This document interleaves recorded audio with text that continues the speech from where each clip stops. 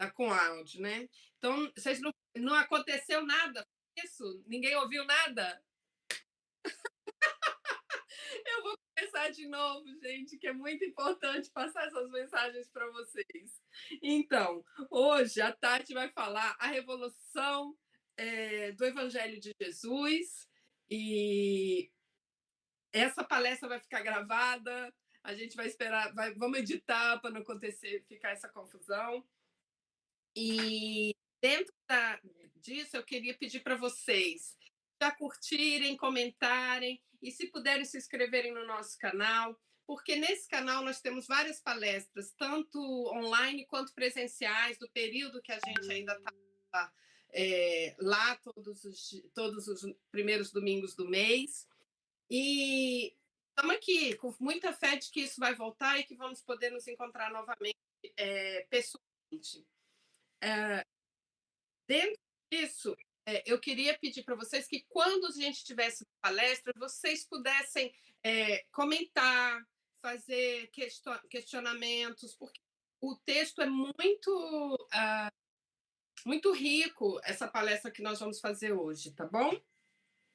Dentro do Maria de Nazaré, nós temos a evangelização infantil de 4 a 9 anos, de 10 a 14, nós temos a de espírita, e então vocês são pais e querem que suas crianças participem e tragam essa boa nova aqui para a Europa, dando base, tanto para o conhecimento delas quanto para a divulgação. Pode olhar nos links aqui abaixo e participarem e se inscreverem, tá bom? Junto, nós temos meus estudos na terça-feira, de 7h55 às 9 da noite, e estamos estudando agora os livros de André Luiz. E com isso eu queria pedir para vocês que podem mandar uma DM, quem quiser participar, e entrar no nosso grupo do WhatsApp também, tá bom? Nós temos o nosso Instagram, gente, é importante todo mundo participar, Maria de Nazaré AMS. Nós temos a página do Facebook, Comunidade Espírita Maria de Nazaré. E se vocês puderem ir lá, curtir, comentar, sempre ajuda a gente na divulgação dessa boa nova que a gente ama, né? Agora, para não demorar muito, já que a gente está um pouquinho atrasado, eu vou fazer a nossa leitura. E vamos já chamar a Tati, né? Que a Tati trouxe a última palestra dela, até comentei, foi super emocionante. Já estou ansiosa para ver a Revolução de Jesus, Tati, sob suas palavras. E vamos lá. Eu vou falar de um pedacinho do livro Respostas da Vida, de Francisco Cândido Xavier, psicografado pelo espírito de André Luiz. E se chama Pacificar. Não perturbe, tranquilize. Não grite, converse. Não critique, auxilie. Não acuse, ampare. Não se irrite, sorria. Não fira, balsamize. Não se queixe, compreenda. Não condene, abençoe. Não exija, serve. Não destrua, edifique. Recorde, a humanidade é uma coleção de grupos e a paz do grupo de corações a que pertencemos começa de nós. Linda essa mensagem, né, gente? Então, vamos fazer a nossa prece para nós chamarmos a nossa amiga. Senhor, meu Pai, que tanto nos apoia, que nos perdoa, que nos acompanha, te agradecemos. Te agradecemos por esse momento sagrado em que aqui estamos reunidos para o bem, para a nossa melhora e para a evolução do nosso planeta. Afaste de nós toda angústia, toda incerteza, dando-nos a fé que precisamos. Pedimos agora que abençoe especialmente a Tatiane, para que as palavras que venham agora possam nos ajudar e que nós possamos aprender e usá-las na nossa caminhada. E assim sendo, encerro e peço a sua permissão para a nossa abertura. Tatiana Moura, trabalhadora da Comunhão de Brasília, também trabalhadora da comunidade espírita da Holanda, nossa amiga, a palavra é sua.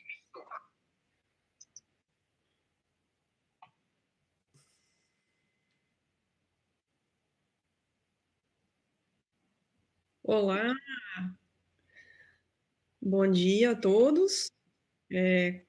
Como a Lúcia bem disse, sou Tatiana Mota, vim lá da Comunhão Espírita de Brasília e depois de alguns anos de peregrinação, cheguei nessa maravilhosa comunidade, Maria de Nazaré, graças a Deus.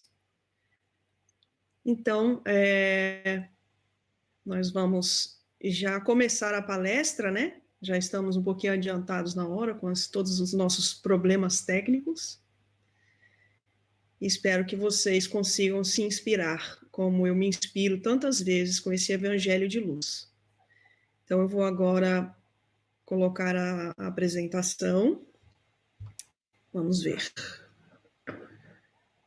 Vamos abrir aqui. Ok. Estamos no módulo de apresentação do... Confirma, Raul, que nós estamos vendo a... Perfeito. Ok, muito bem. Eu gostaria de começar essa conversa com vocês explicando por que eu resolvi fazer essa palestra. Na verdade, eu sempre me inspiro muito, né, com todas as histórias do Evangelho, com todos os ensinamentos, com o exemplo do nosso Cristo, nosso Mestre. E uma coisa que eu sempre ouvi muito em palestras da Maíse Braga, que é uma palestrante muito fantástica da Comunhão também, ela sempre fala, vira e mexe, ela fala isso, que chegavam amigos de Chico Xavier e perguntavam a ele, Chico Xavier, qual é a novidade?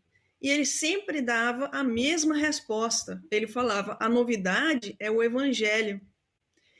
E, de fato, com alguma reflexão, nós podemos concluir que muitos dos ensinamentos do Evangelho e que muitas das lições do Evangelho, do exemplo do nosso mestre, ainda são, como se diria, avant-garde, ainda são práticas muito avançadas e que poucos de nós conseguimos realmente colocar em prática. Então, estamos ainda aqui aprendendo e tentando nos beneficiar dessas luzes do Evangelho. Muita coisa ainda para nós conseguirmos colocar tudo isso em prática e compreender toda essa essa enciclopédia de conduta que é o ensinamento de Jesus. Para contextualizar um pouco a nossa história, eu trouxe aqui para vocês algumas informações sobre como era a Palestina na época em que Jesus encarnou no nosso planeta, não é? Havia, dependendo da cidade ali na região, havia mais ou menos 2/3 da população de escravos, e os escravos ali eram vários tipos de pessoas. Por exemplo, uma pessoa que cometia que acrescentava uma dívida poderia automaticamente já se transformar em um escravo, e toda a sua família também sofreria a mesma punição. Então, haviam muitos escravos, né? Então havia, obviamente, uma desigualdade, né, entre todas as classes presentes na época. Uma outra constante que nós também vemos bastante nas descrições evangélicas é que havia, não é, a ocupação romana nessa região com uma maneira bastante agressiva de ocupação e de dominação através da cobrança dos impostos. E, além disso, muitos irmãos da Palestina contribuíam também para as atividades religiosas da época através de dízimos. Então, a maioria da população, daqueles que tinham um pouco de renda, não é, já tinham uma renda bastante comprometida. Então, existia ali uma pequena porcentagem da população que conseguia viver com maior conforto. Ali, naquela época, né, os escribas e os fariseus eram a classe dominante.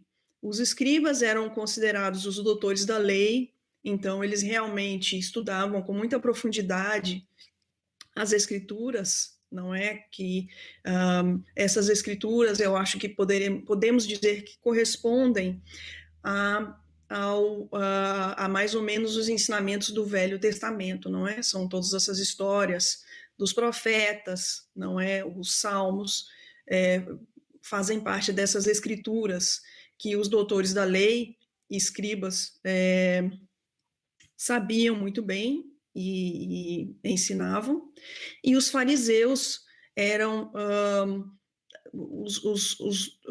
realmente a classe mais dominante da época, eles eram a elite da época, não é? Então eles também eram conhecedores da lei, muitos deles também eram justamente doutores da lei, sacerdotes, e uma característica muito marcante dessas classes dominantes e outras, a maioria, na verdade, ali na região, naquele momento, eles eram muito apegados às escrituras, não é? E às vezes interpretavam, inclusive, literalmente, não é? O que estava ali contido, e eles eram também muito apegados a rituais muito específicos, não é? Então, qualquer prática ritual ou conduta que eles entendiam estar contra o que eles interpretavam, né, das escrituras, era condenado com muita veemência. Então existia esse ambiente de dominação e controle e condenações bastante exageradas, podemos dizer assim. E aí, né, Jesus, em um momento da sua existência, dessa encarnação, começa a sua missão, não é? Ele chega ali na região da Palestina e começa a sua missão através do convite de vários irmãos ali da região, não é? Que depois nós sabemos vão ser condensados na figura dos 12 apóstolos, e muitos deles eram pessoas simples, não é? Muitos deles eram pescadores ali da região de Cafarnaum. Então, ele começa essa missão trazendo para consigo essas pessoas simples, não é? E começa a compartilhar essa palavra abençoada e a auxiliar as pessoas mais necessitadas, os sofredores, as pessoas que eram consideradas à margem da sociedade, muitas vezes. E aí o que acontece, não é? Aquelas pessoas que têm um pouco mais de condição, ou um pouco mais de conhecimento, ou que talvez não tinham condições de compreender as palavras do Cristo, viram toda essa prática de uma maneira bastante estranha. Então, aqui começa essa ideia de revolucionário. E aqui eu trouxe algumas palavras da própria Gênese, não fui eu que disse isso, porque é muito chocante se nós formos ver. Então, eles falaram, por exemplo, né, os compatriotas, né, as pessoas da região, muitas viam o Cristo como apenas o filho de um carpinteiro, não é? Então, eles não conseguiam enxergar acima dessa simplicidade, que, na verdade, foi nada mais do que um grande exemplo que ele trouxe. A humildade, não é?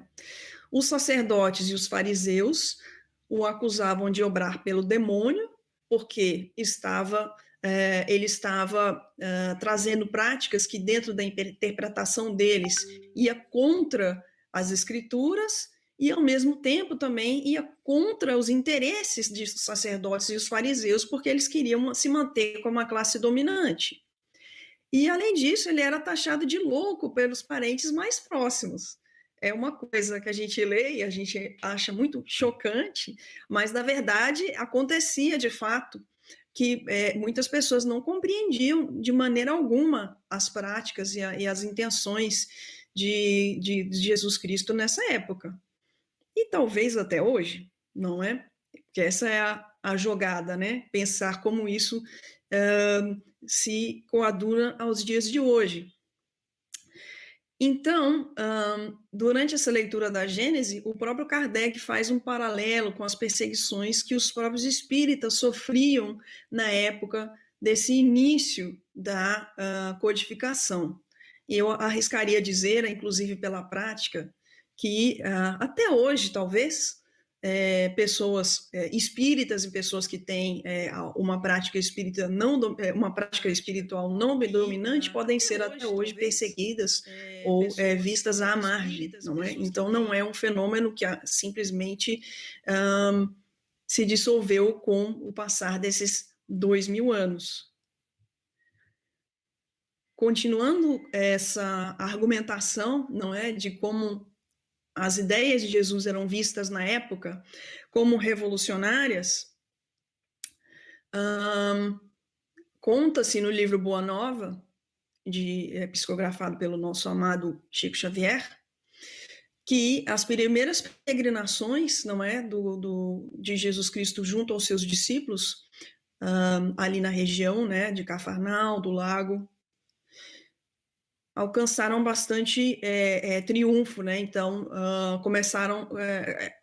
as coisas começaram a situação começou a se desenvolver de uma maneira em que começou a chamar a atenção das pessoas ali da região. E aí, diante desse fenômeno que começou a se desenvolver ali na região, os poderosos do templo, né, de Jerusalém, os judeus mais rigoristas, começaram a ver Jesus como um perigoso revolucionário. Não fui eu que escrevi isso, está no livro Boa Nova, vejam vocês. E aí, dos ensinamentos maravilhosos do Cristo que me chama a atenção e que traz muito essa ideia de como as escrituras começaram a serem, a sofrerem como se diria, um upgrade, um desenvolvimento avançado, não é? As escrituras até hoje são muito importantes e têm ensinamentos muito belos para nós. Mas aí vem Jesus com esse exemplo, que na época era visto diferente, e talvez até hoje, e aí ele diz, não é? Isso está em Mateus, né, dos ensinos da Bíblia. Amarás o teu próximo como a ti mesmo. Todos conhecem, né? Essa passagem. E aí ele ainda diz, toda a lei e os profetas se acham contidos nesses 2 mandamentos. Então vejam vocês, para uma pessoa, né, para um fariseu, para um sacerdote, para um escriba que está ali naquela época, nesse momento em que eles se acham, não é, os donos do planeta, da região, digamos assim, alguém vir ali e dizer que toda a lei e todos os profetas se acham contidos em apenas 2 mandamentos, para alguém daquela época parece até uma afronta, não é? E, ao mesmo tempo, cada vez que nós vemos e interpretamos e pensamos nessa passagem, fica muito fácil a gente refletir que realmente você não precisa de mais nada. Todos os mandamentos, todos os ensinamentos do bem podem ser alcançados se nós tivermos essa máxima em mente, não é? Então, muito interessante. Cada momento do Evangelho é um momento de luz que ainda tomará muito tempo para que nós possamos compreender tudo que ele trouxe para nós. Um outro elemento muito peculiar, digamos assim, não é? Do Evangelho é que Jesus começa a alertar seus discípulos, não é? Naqueles momentos em que ele estava ensinando e compartilhando conhecimento com eles, que muitas coisas difíceis iam acontecer com eles. Obviamente, Jesus também conta a todos eles o que vai acontecer com ele mesmo, não é, no futuro, que nós sabemos também exatamente o que vai acontecer. Só que para tudo isso que Jesus falava, os discípulos não conseguiam acreditar. Talvez eles estivessem ali na presença do mestre, recebendo a presença divina, e eles tinham muita dificuldade mesmo de compreender o que poderia acontecer. Mas Jesus explica com muita clareza tudo que vai acontecer ali naqueles poucos anos, né, em que ele esteve mais presente nessa missão. Primeira coisa que eu destaquei aqui, ele diz: todos os profetas escreveram acerca do Filho do Homem. Tudo isso vai cumprir-se em Jerusalém. Então, são as profecias que estão ali nas Escrituras do Velho Testamento e que falam da vinda do Mestre, não é? E tudo que ele é muito detalhado, né? É tão curioso essa predição, não é? Das Escrituras traz detalhes sobre essa existência, a chegada do Messias e tudo de negativo também que iria acontecer. Aí ele fala, né? Ele está falando, na verdade, dele mesmo. Depois que o tiverem açoitado, matá-lo-ão, e ele ressuscitará ao terceiro dia. Então, como nós sabemos muito bem, Jesus, de fato, foi vilipendiado, assassinado, e aí, depois de 3 dias, ele aparece aos seus discípulos. Não é? Tudo isso também estava predito nas Escrituras.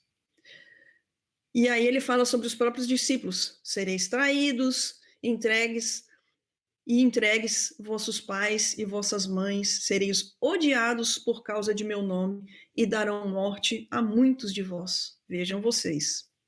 Entretanto, não se perderá um só cabelo da vossa cabeça. E ele dá essa segurança aos discípulos. Aqui, a minha interpretação pessoal mesmo, não é? É que que ele quis dizer com isso é que talvez, né?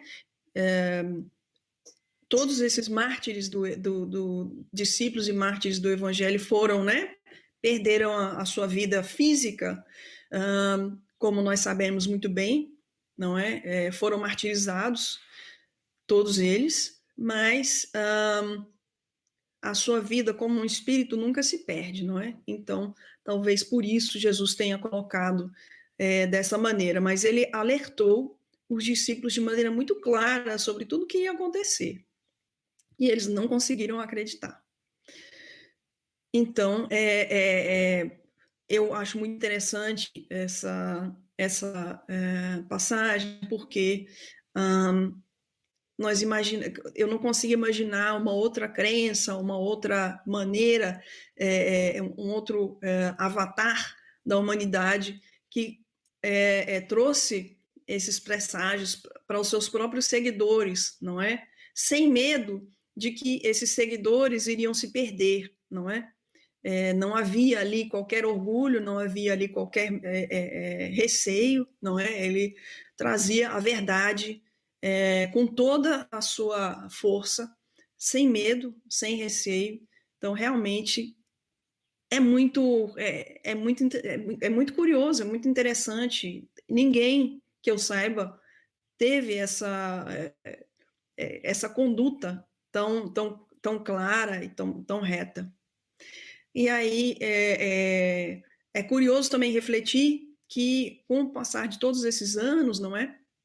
Os próprios seguidores do Cristo foram perseguidos durante mais ou menos 300 anos, não é? Depois que Cristo desencarna. E depois disso, perseguições religiosas foram abundantes, não é?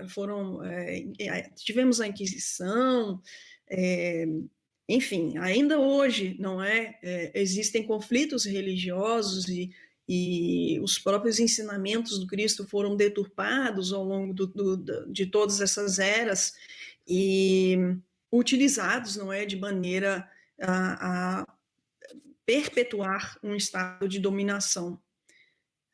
Então, muito do que aconteceu naquele momento, não é, aconteceu durante todos esses 2000 anos, de alguma maneira, talvez mais suave, e às vezes até mais veemente, continua acontecendo.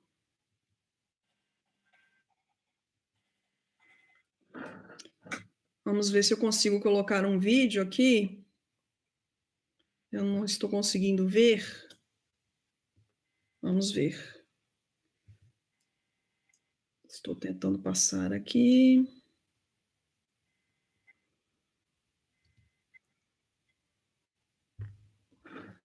Vou virar manualmente a tela. Vamos ver.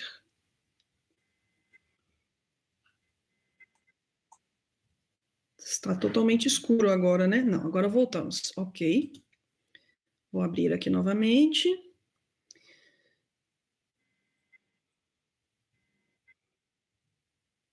Curioso que para mim tá a telinha preta. Não estou entendendo por quê.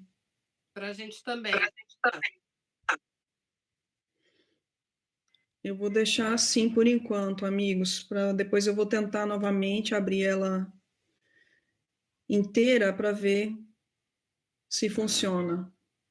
Assim não está muito bonitinho, mas pelo menos a tela tá funcionando. O próximo ensinamento que eu trouxe aqui, ou a próxima reflexão, vem com esse título curioso, não é? A estranha moral. Novamente, não fui eu que falei isso. Isso é do próprio Evangelho segundo o Espiritismo, vejam vocês. Então, essa ideia de que Jesus é revolucionário e de que ele traz ensinamentos que até hoje nós estamos tentando compreender, é uma ideia realmente que existe na codificação, vejam vocês. E aí, por que Kardec e os espíritos trazem essa ideia dizendo estranha moral, não é? Por quê? Porque Jesus declara nessa época, ele diz: não creiais que eu tenha vindo trazer a paz, mas sim a divisão. Então, o que ele queria dizer com isso, não é? Qual era a ideia que Jesus queria trazer nesse ensinamento?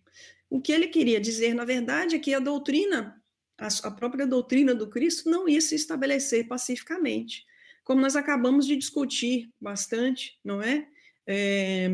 Havia toda essa questão dos interesses das elites que estavam contra o que Jesus trazia, contra essa simplicidade, contra essa exaltação dos sofredores, contra essa aceitação de todas as pessoas, das mais simples às mais ricas, mas que estivessem espiritualmente preparadas para receber a palavra do Cristo, né? Tudo isso para as elites dominantes não ia a favor de seus interesses, não é? Então, tivemos não só naquela época, mas durante toda a nossa história, essa divisão, de fato, essa dificuldade de compreensão mútua a respeito do que a mensagem do Cristo realmente veio nos trazer. E aí Kardec desenvolve esse pensamento, não é, através da codificação, trazendo as palavras de um espírito amigo, e ele fala, não é, só para que nós tenhamos um pouquinho de consolação, ele vai desenvolvendo, e no final ele diz, né, que nós, cansados, afinal, depois de um combate sem resultado, nós reconheceremos onde estão nossos verdadeiros interesses com relação a este mundo e ao outro, que aí ao outro eu suponho que é o mundo espiritual. Né? Depois dessa luta sem maiores motivos importantes, uma hora o nosso coração da humanidade vai se cansar né, desse combate sem resultado. E aí eles nos dizem que todos então se porão sob a mesma bandeira, a da caridade, e as coisas serão restabelecidas na terra, graças a Deus. Sabemos que isso pode demorar ainda um pouquinho, não é? Mas um dia nós vamos chegar lá. E aí eu coloquei aqui a pergunta para vocês: ainda há divisão no mundo pelas crenças? Como nós acabamos de debater bastante, não é? As questões religiosas têm sido alvo de bastante controvérsia, não é? E os ensinamentos do Cristo também. Então, até hoje, né, nos dias de hoje, ainda estamos aí nos debatendo.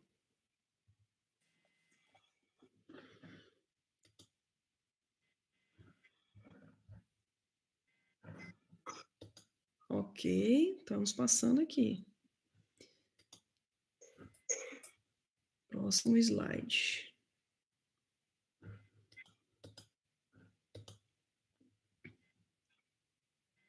Ele está pensando aqui um pouquinho, gente. A tela, de alguma maneira... Ah, o PowerPoint caiu aqui, gente, me desculpem. Só um segundinho.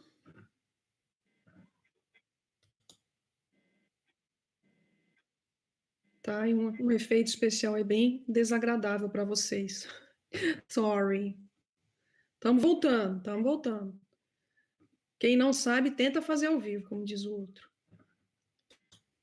Ok, chegamos aqui. Eu vou tentar botar novamente na tela cheia. Vamos ver se vai dar certo. Amém. Opa, parece que foi. Eu vou botar um videozinho para vocês aqui. Espero que o áudio funcione bem. E vamos ver por que eu coloquei esse vídeo aqui. São 3 minutinhos. Vamos lá. Vamos ver se vai dar certo. Ele está dizendo aqui, né, em inglês: antes de julgar alguém, assista isso.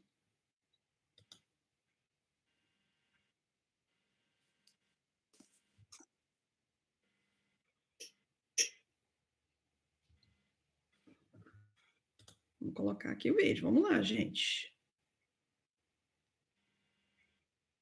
Ele não está querendo colaborar.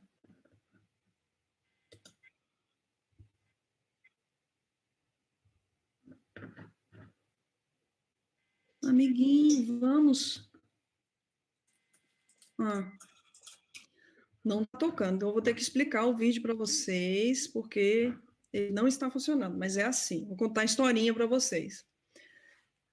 Esse rapaz charmoso aí não tem nada a ver com Jesus. Já vou logo avisando. Mas é o seguinte. A história é o seguinte: ele chega, depois eu posso compartilhar o vídeo com vocês, tá? Ele chega no aeroporto. Lembra quando nós íamos viajar? Pois é.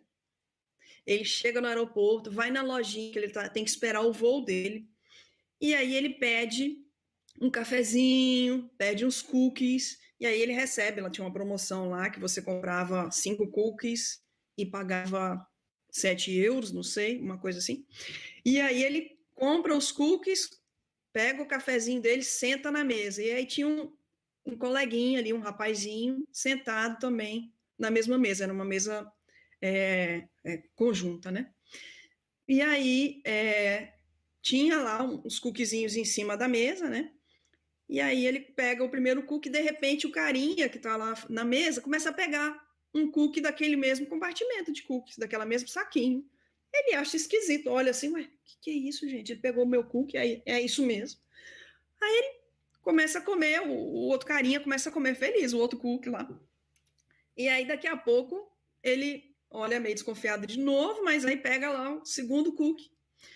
E aí daqui a um pouquinho o cara vai de novo, mete a mãozinha dele lá no outro cookie. E aí ele olha, mas que esquisito isso, gente. Eu tô achando muito esquisito isso. O cara é meio mal educado, hein? Fica pegando o cookie dos outros. Mas olha, eu não vou fazer nada não, porque eu tô cansado, estamos aqui viajando, não vou fazer, mas tô achando esquisito. O cara fica assim, pensando. Aí tem aquele último cookiezinho, né, que eram 5. Daí o carinha que estava sentado ali perto divide o último cookiezinho no meio, dá para o cara que comprou, pega a metadezinha dele, dá um sorriso e aí come todo feliz. E o carinha lá que tinha comprado 5 cookies dele ficou achando aquilo uma coisa mais esquisita, né? Não dava um sorriso, ficava com aquela cara fechada, ficava indignado. Aí, ok. Aí o outro carinha pega o saquinho, né, de cookies, pega o cafezinho dele, vai embora, dá tchau e vai. E aí o outro cara fica ali meio... Aí ele escuta que o voo vai voltar, né? Então ele, pô, vou pegar minhas coisas. Cara, que situação esquisita, meu. Não tô entendendo isso.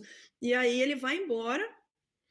De repente ele pega as bagagens dele. Quando ele pega a bolsinha dele, ele olha para a cadeira e vê que tinha lá um saquinho cheio de cookies, que na verdade era o dele. E ele, na verdade, quem estava roubando o cookie era ele mesmo. Estava roubando o cookie do cara. E ele não tinha nem percebido que, na verdade, o saquinho de cookies dele estava escondido lá embaixo. Então, essa é apenas uma ilustração de um momento muito simples, né, do dia a dia, mas que acontece o tempo inteiro, não é?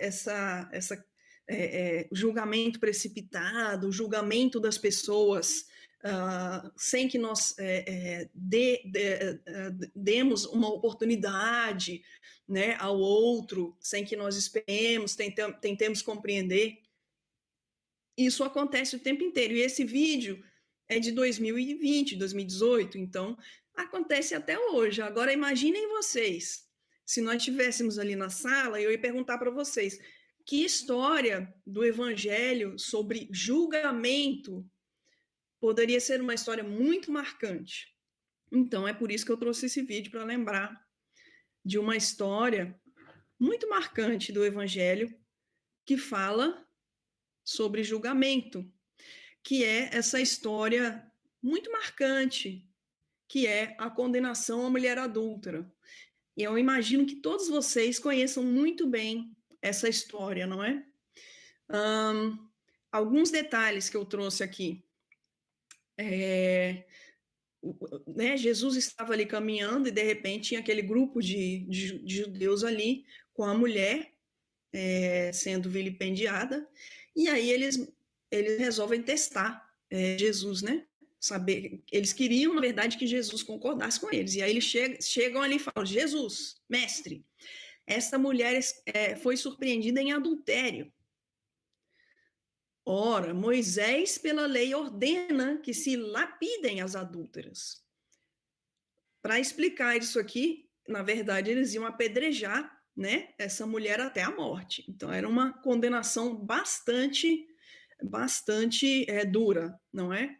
E aí Jesus, ele olha para os judeus e não fala nada. Começa a escrever na terra com o dedo, não é? Como nós sabemos, ele começa a escrever os pecados capitais. Os pecados ali, vários pecados, escrevendo Jesus ali, e os judeus olhando assim: o que é isso, gente? O que está acontecendo? O que ele quer dizer? Né? Ninguém estava entendendo. E aí depois ele vem com essa fala impressionante, não é? Que até hoje estamos aqui quebrando a cabeça para conseguir colocar em prática. E aí ele fala: aquele dentre vós que estiver sem pecado, atire a primeira pedra. Nós sabemos, não é? E aí o que acontece? Começa a sair um, sai o outro, sai o outro. Daqui a pouco, todos foram embora. Só está Jesus e a mulher. E aí ele ainda fala: ninguém te condenou? Ela responde: não, Senhor. E aí Jesus disse: também eu não te condenarei. Vai-te e de futuro não tornes a pecar. E aí pronto. Então, essa é uma dessas histórias impressionantes do Evangelho, em que você percebe muitos elementos aqui. Primeiro, o julgamento precipitado, né? O julgamento talvez sem equilíbrio, não é?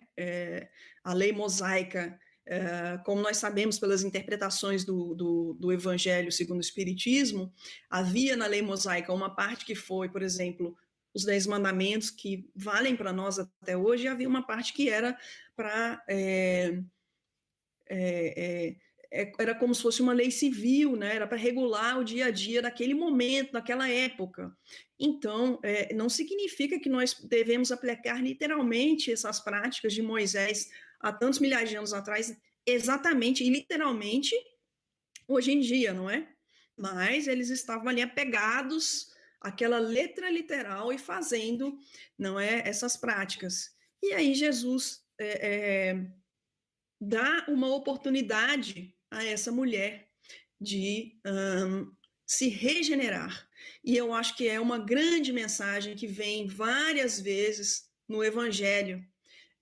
Jesus não está aqui, obviamente, fazendo apologia a pecados, a condutas erradas, mas ele está, obviamente, chamando a atenção, não é, de que praticamente ninguém encarnado aqui no nosso planetinha pode julgar como se julgou nesse momento, não é? Ninguém tem essa autoridade, na verdade, para cometer um julgamento dessa maneira, não é tão exagerado, e ao mesmo tempo ele está nos dizendo que sim, nós cometemos erros, fazemos coisas erradas, ele entende isso, mas ele dá sempre a oportunidade de nós nos regenerarmos, não é? E não é à toa que nós estamos aqui reencarnando no planetinha durante todos esses anos, para ver, quem sabe da próxima a gente aprende melhor, não é? E vamos que vamos. E aí, como vocês já puderam ver, que o videozinho que eu ia colocar para vocês é de hoje em dia, não é? Então a pergunta fica aqui: continuamos a condenar sem elementos hoje em dia? A resposta eu imagino que todos vocês saibam, não é? E aqui, meus amigos, mais uma reflexão muito significativa, não é? Dos ensinamentos de Jesus. Essa frase fantástica, não é? Que ele fala: meu reino não é deste mundo.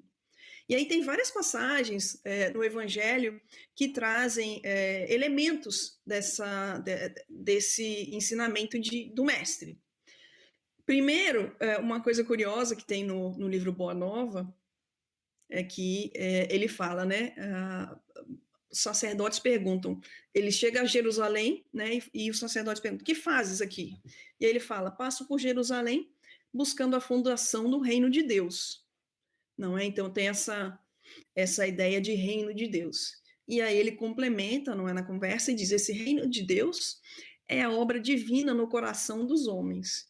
Então é muito bacana a gente imaginar, não é, que esse reino de Deus, ele não só fala de um reino e de um estado de espírito elevado, não é, conectado diretamente com Deus, mas ao mesmo tempo ele também é a obra de Deus no nosso coração. Então achei muito bonita essa passagem e trouxe para vocês. E aí tem uma outra passagem curiosa também do livro Boa Nova, que é assim, né? Ele está começando a convidar, não é, os irmãos para serem discípulos. E aí André vê aquele ser majestoso que era Jesus e fala: quem será esse ser? Né? Ele fala: um rei? Mas em Cafarnaum existem tão poucas casas. Ele está achando que era um rei mesmo, né? Só faltava uma coroazinha. Ele estava achando, né? E aí ainda vem Pedro e diz: o lago é muito grande e há várias aldeias circundando essas águas. O reino poderá abrangê-las todas. Então eles estavam com aquela ideia literal, né? De que aquele ser majestoso era um rei mesmo, né? Então, muito curioso. E aí, mais para frente, nessa caminhada, nessa peregrinação de Jesus, nessa experiência que Jesus nos trouxe, chegamos a esse momento bastante triste, não é? Da história do Evangelho, mas que está sempre nos ensinando. É quando Jesus já está prisioneiro, né? Dos romanos, e ali tem Pilatos, né? Que era o governador daquela província.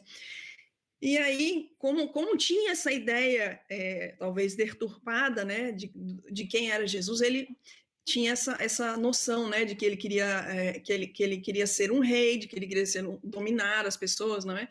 E aí Pilatos pergunta a Jesus: és o rei dos judeus? Até porque Pilatos estava tentando também encontrar elementos de condenação, né? Nós sabemos que ele não consegue encontrar, né? Nós sabemos exatamente o que acontece. Mas aí ele vem com essa pergunta: és o rei dos judeus? E aí Jesus responde. Ele não fala nem que sim, nem que não, né? Mas ele fala a coisa mais importante para nós, que ele diz: meu reino não é deste mundo. Então, se nós formos estudar no Evangelho, né, segundo o Espiritismo, temos bastante elementos para explicar o que ele quis dizer com isso. E algumas considerações que eu trouxe aqui, não é? Correm os homens por alcançar os bens terrestres como se houvessem de guardar para sempre. Então, que reino que não é deste mundo? Esse reino do material, esse reino desse concreto, né, desse apego, não era o reino de Jesus, né? Ele estava, na verdade, ele vem com uma missão puramente espiritual, não é? Muito difícil para as pessoas daquela época e muito difícil até hoje da gente entender o que é uma missão puramente espiritual. Então a gente ainda está aqui apegadíssimo a essa terra concreta, a esses bens materiais, né? A esse dia a dia. E aí ele fala, né, no Evangelho: na vida espiritual, porém, todas as ilusões se somem. Então, aqui ele já está trazendo, né, essa comparação, essa visão de um reino diferente, né, uma vida espiritual. Para se granjear um lugar neste reino, que é esse reino espiritual, que é esse reino divino no nosso coração, eles dão aquela receita do bolo, né? Que vamos fingir, né, que a gente não sabe, mas a gente sabe muito bem. São necessárias a abnegação, a humildade, a caridade em toda a sua celeste prática, a benevolência para com todos, que é nada mais, nada menos do que tudo que Jesus fez e exemplificou, não é? E aí aquela perguntinha para a gente fazer, conectar com os dias de hoje, né? Qual é o reino dominante atualmente, né? Infelizmente, a gente já está muito mergulhado na matéria, né? Estamos aqui tentando, graças a Deus, mas estamos ainda muito apegados. Amigos, mais um exemplo muito fantástico, não é, do nosso Evangelho. Eu nem vou me alongar muito nas reflexões sobre Maria de Magdala, porque nós estivemos estudando, né, esse exemplo no nosso estudo, no nosso grupo. Então, falamos bastante sobre Maria de Magdala, e todos vocês, imagino, conhecem muito bem a história dessa irmã, esse exemplo fantástico de conduta, não é, de mudança numa vida. Como uma pessoa pode se transformar dessa maneira, né? E aí eles trazem algumas considerações sobre Maria de Magdala. Eu achei um material que tem na FebNet que fala sobre isso, e também tem muito sobre essa que eu trouxe agora, foi do livro A Caminho da Luz, também, psicografia, né, nosso amado Chico Xavier. Então, eles consideram ali que, né, Maria de Magdala é um dos exemplos, talvez um dos mais vivos exemplos, de pessoas que cometem equívocos graves, mas conseguem, ao toque do amor do Cristo, voltarem-se definitivamente para o bem. Para Maria de Magdala, bastou um encontro pessoalmente com o Mestre, um encontro. E a vida dela muda completamente de um dia para o outro. É uma coisa impressionante. E aí, disse, né? Dentre os vultos da Boa Nova, ninguém fez tanta violência a si mesmo para seguir o Salvador. Ela muda a vida dela de uma maneira impressionante. Por quê? Porque ela vivia com muito conforto, com muito luxo, mas ao mesmo tempo ela tinha uma vida que era considerada uma mulher da vida, né? E ela tinha saído da região de Cafarnaum, e na região ela era considerada como uma mulher da vida, como uma pecadora. Então, ao mesmo tempo que ela abre mão dessa vida luxuosa, ela volta para essa região, para o convívio desses irmãos que tinham, na verdade, muito preconceito para com ela. E se nós observarmos na literatura espírita, esse preconceito se mantém durante praticamente toda a existência dela. Eu acredito que com o passar da prática, né, dos exemplos que ela traz da prática dela, esses homens discípulos começaram talvez a ficarem um pouco mais neutros, mas eles jamais deixaram de desconfiar de Maria de Magdala. Então vejam vocês que não só ela abre mão dessa vida luxuosa, mas que ela sabia era vazia, mas também ela vive nesse meio, ela passa o tempo inteiro sofrendo esse preconceito, mas ao mesmo tempo ela sentia no coração dela que não existia outra vida mais para ela. Depois de um encontro pessoal, vou falar de novo, com Cristo. E aí tem uma passagem muito bela de que Cristo está na casa de Simão Pedro. Isso tem no Boa Nova também. E aí é um encontro, né, que ela tem. Eu não lembro se é esse primeiro encontro, mas ele acabou de chegar ali da peregrinação, então está com os pés cansados, com os pés sujos, e deveria ser a prática, né, dos bons costumes que alguém ofereceria para lavar os pés dele. E aí os homens estão ali, ninguém lava o pezinho do Jesus, e chega Maria Madalena. Na verdade, os cabelos dela eram vermelhos, não eram negros aqui, de acordo com a Boa Nova, né, com o relato da Boa Nova. E ela vem e lava os pés do Cristo com muita emoção, então ela traz os perfumes dela, né, que são especiais, mas é um ato de tanto amor para com Cristo, é uma coisa tão especial, mistura o cabelo dela com a lágrima, não tem nem como explicar, né, é uma cena muito bela. E aí Jesus ensina de novo, né, aos discípulos, ele fala, e vem agora essa mulher e me lava os pés com as suas lágrimas, unge-os com perfume, enxuga-os com seus cabelos. Apesar de sabê-la pecadora, aceitei também a sua homenagem. Então está ali ensinando, não é, aos discípulos essa aceitação que ele tinha, né? Na hora que a pessoa recebia a palavra do evangelho e se disponibilizava a praticar o evangelho, não tinha mais passado para essa pessoa que poderia condenar a pessoa aos olhos do Cristo. E até hoje, né, ele está fazendo esse convite a todos nós. Então, Jesus ratifica a lição de que a doutrina será o código de ouro das vidas transformadas para a glória do bem. Não é essa transformação que todos nós podemos fazer em cada momento da nossa vida. Aí vem a perguntinha aqui, polêmica, né? Seria Maria de Madalena, se Maria de Madalena viesse hoje em dia, numa igreja, num templo, hoje, 2021, ela ia ser aceita da mesma maneira que Cristo aceitou? Fica a pergunta para vocês, não vou nem responder. Um outro exemplo fantástico, né, e impressionante do evangelho, desses avatares, né, desses discípulos, desses irmãos em missão nessa época, é Paulo de Tarso, né, chamado o apóstolo dos gentios. Eu imagino que vocês saibam muito bem, né, a história de Paulo de Tarso, que se chamava Saulo. É uma história de transformação radical, não é porque Saulo, na época que ele era Saulo, ele era um fariseu, então ele era da classe dominante, era doutor da lei, então ele estava ali aplicando as regras das escrituras literalmente, com muita veemência, ele era muito energético, né? E aí ele é uma das pessoas encarregadas de começar a perseguir os cristãos, né? E persegue com toda a veemência. O livro Paulo e Estevão, de Emmanuel, psicografado por Chico Xavier, traz muita informação sobre essa transformação de Paulo, que é fantástico, né? E ele é responsável, um dos responsáveis pela condenação do primeiro mártir do Evangelho, que é justamente esse irmão Estevão. E aí, depois que ele condena Estevão, que ele persegue persegue bastante os cristãos, ele recebe a missão de ir a Damasco, em mais uma missão de perseguição.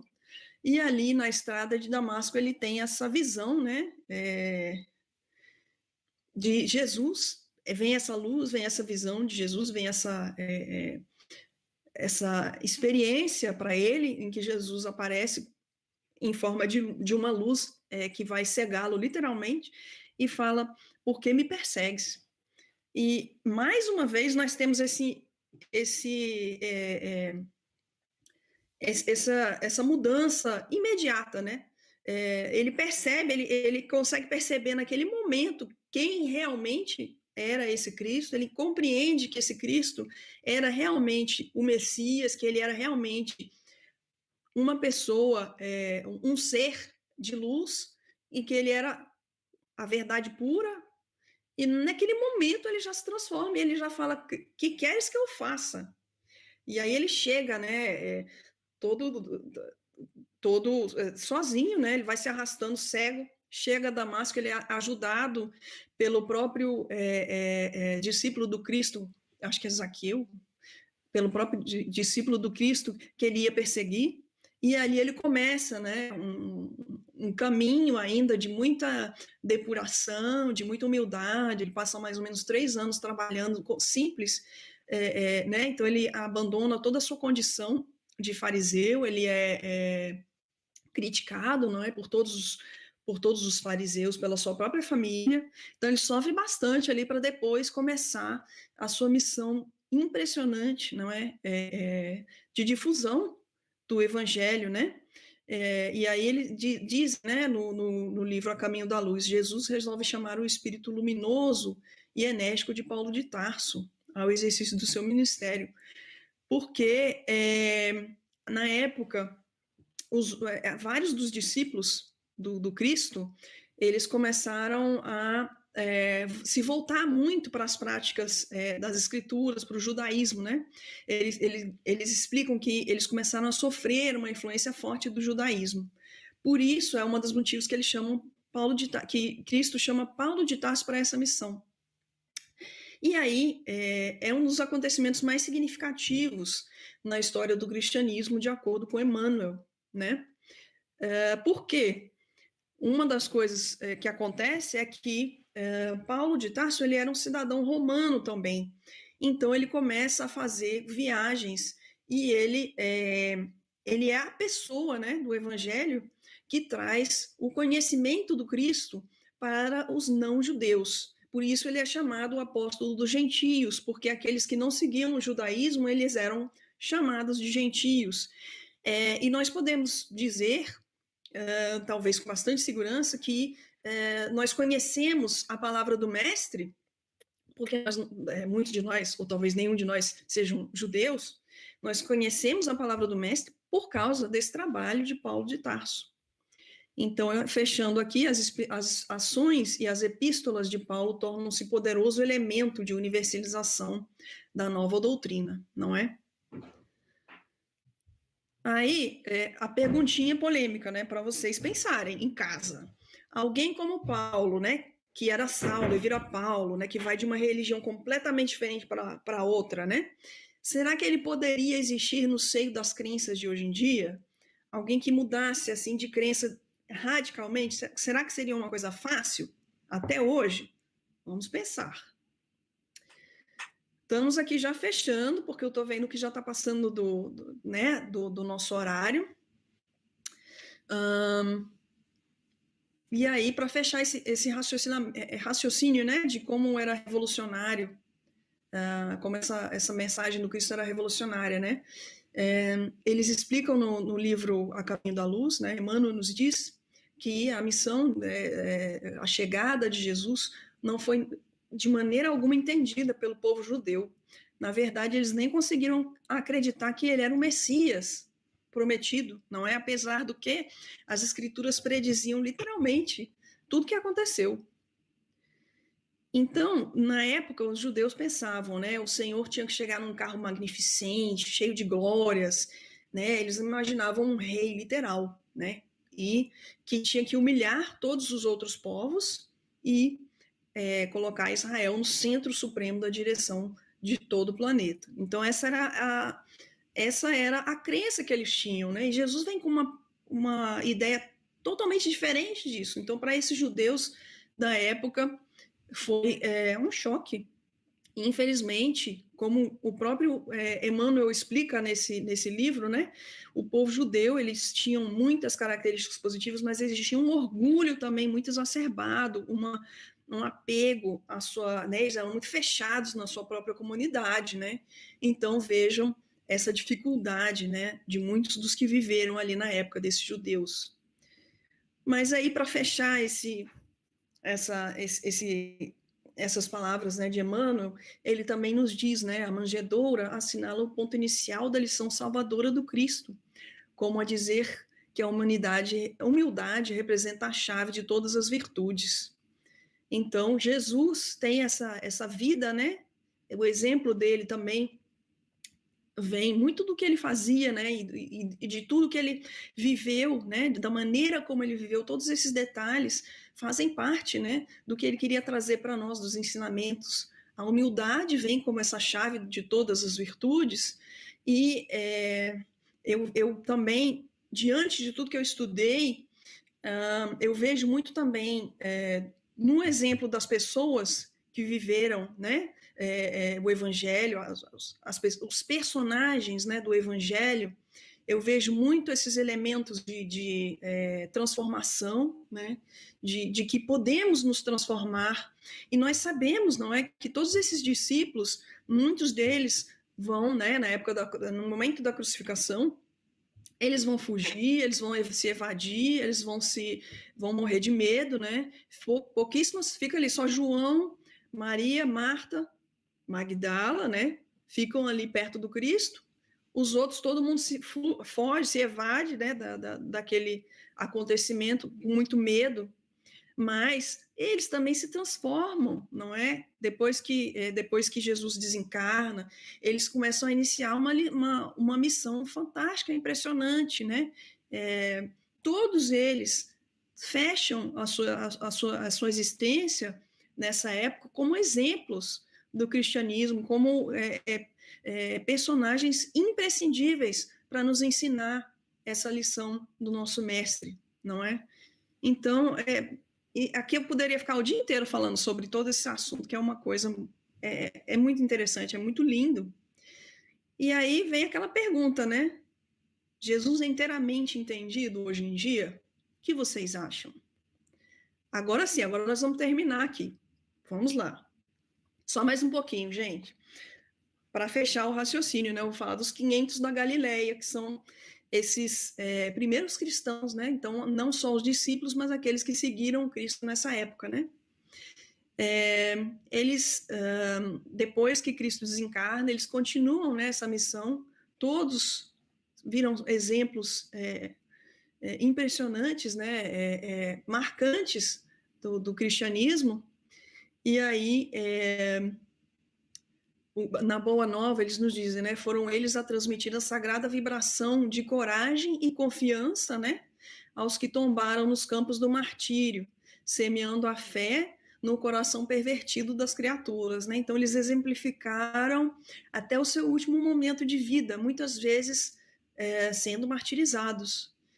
E aí é legal também que ele coloca esse consolo para nós, né? Ele diz: reencarnaram em todos os tempos, nos mais diversos climas religiosos e políticos do planeta, ensinando a verdade e abrindo novos caminhos de luz.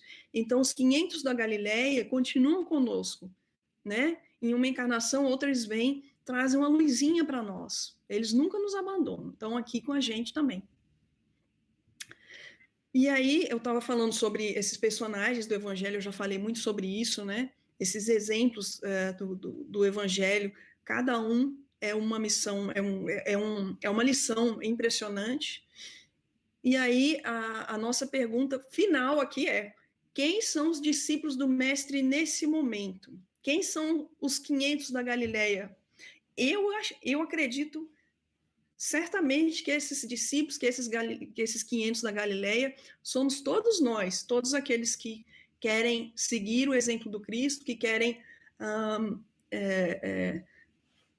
brindar o Evangelho na prática.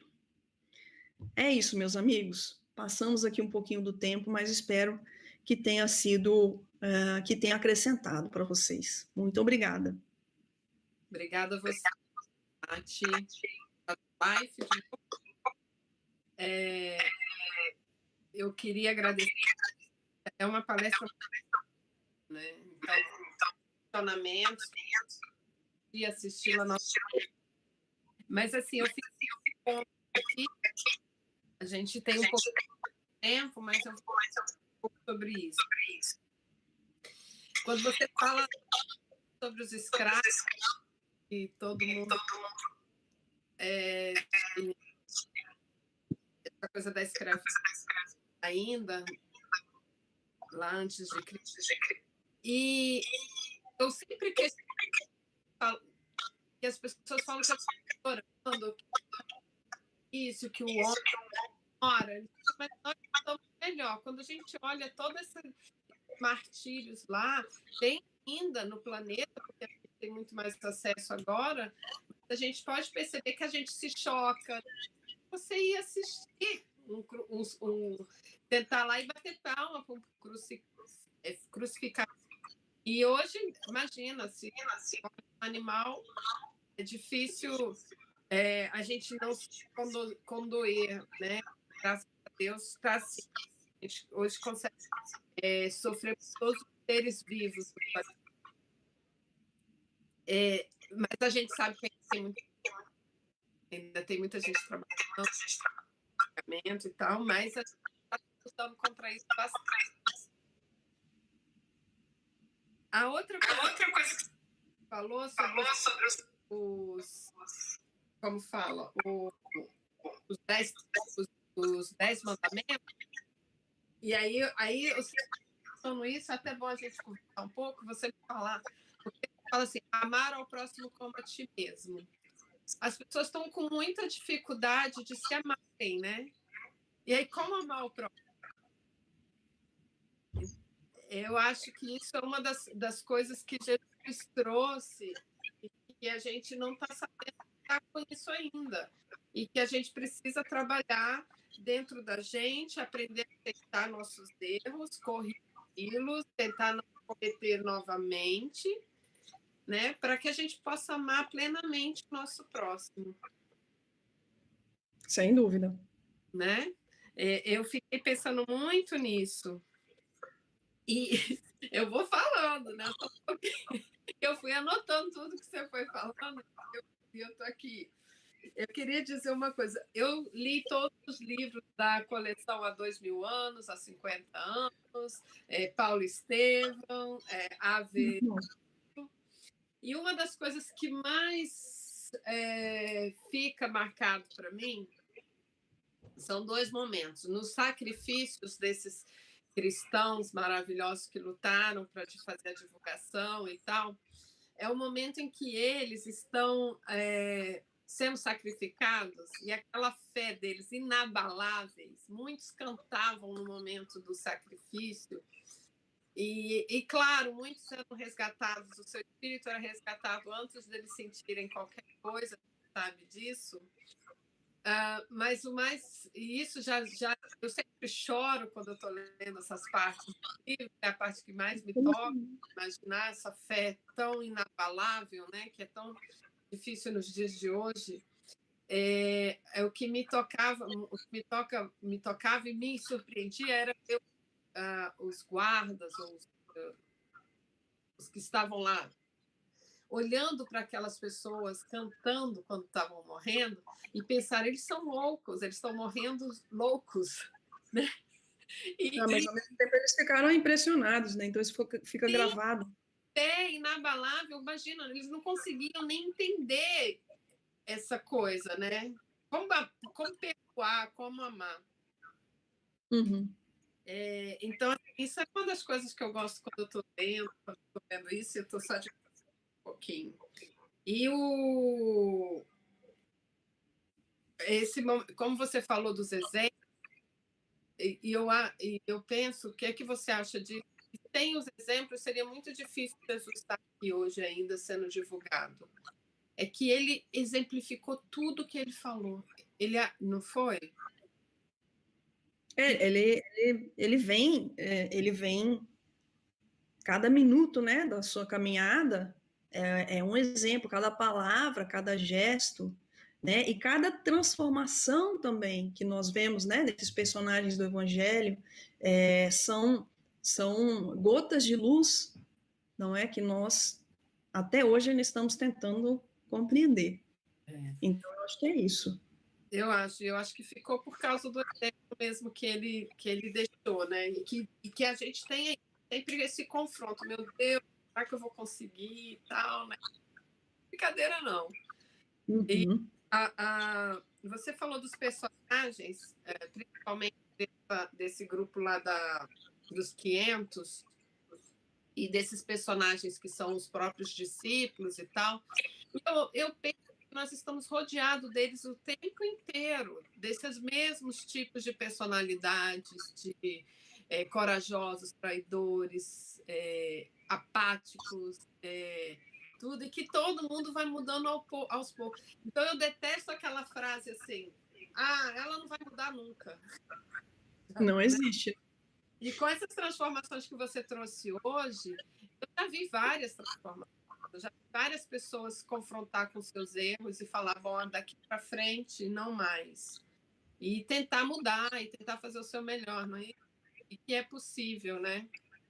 É um contraponto muito, muito bacana, né, para essas transformações dos personagens do Evangelho, que continuam acontecendo até hoje para todos aqueles que se dispõem de coração a cada momento da sua existência, né, de fazerem essa reflexão e se darem a oportunidade de caminharem de uma maneira diferente. Não é certamente esses exemplos de transformação ocorrem, graças a Deus, até hoje. Não, que linda palestra, Paty. Obrigada demais. Trouxe realmente muita reflexão para que a gente possa caminhar em frente e conseguir melhorar, nos tornarmos melhores, né? Mais ou menos isso. E assim, antes de eu terminar aqui, Tati, obrigada. Fica aqui com a gente um pouquinho para a nossa prece. Eu quero só avisar que no dia 4 de abril a gente ainda vai estar online, se não a gente avisa. A vacina ainda não chegou para todo mundo, mas vamos ter a palestra do Rodrigo Preste, o tema seria Ansiedade sob a ótica espírita. Legal, né? muito bom. O tema. Então, esperamos vocês em abril também, sempre no primeiro domingo do mês. Nós estamos aqui reunidos às 11 horas da Holanda e às 7 horas da manhã do Brasil, quando está no horário normal. Vamos fazer a nossa prece de encerramento e peço que todos relaxem, elevem seu pensamento, tragam essa palestra tão reflexiva que nós temos. Senhor, meu Pai, obrigado por esse momento, onde as palavras da tarde foram tão esclarecedoras e que nos fazem e buscarmos os nossos caminhos, entendermos em que papel cumprindo essa jornada. Ajude-nos que a formação seja feita na busca dessa verdade. Nós temos tantos exemplos. Abençoe a todos e recebendo irmãos perto, planeta que tanto precisa nesse momento, trazendo a todos a paz, a saúde, o discernimento, a coragem e a iluminação. Em nome de nosso Senhor Jesus Cristo, esse irmão, assim seja. Que assim seja, graças a Deus. Ai, que bom! Obrigada a todos, obrigada Chico e Maria de Nazaré, a parte técnica que está sempre lutando bastante, a parte toda que está presente aqui no grupo. Um beijo grande para todos e até a próxima vez. Tchau!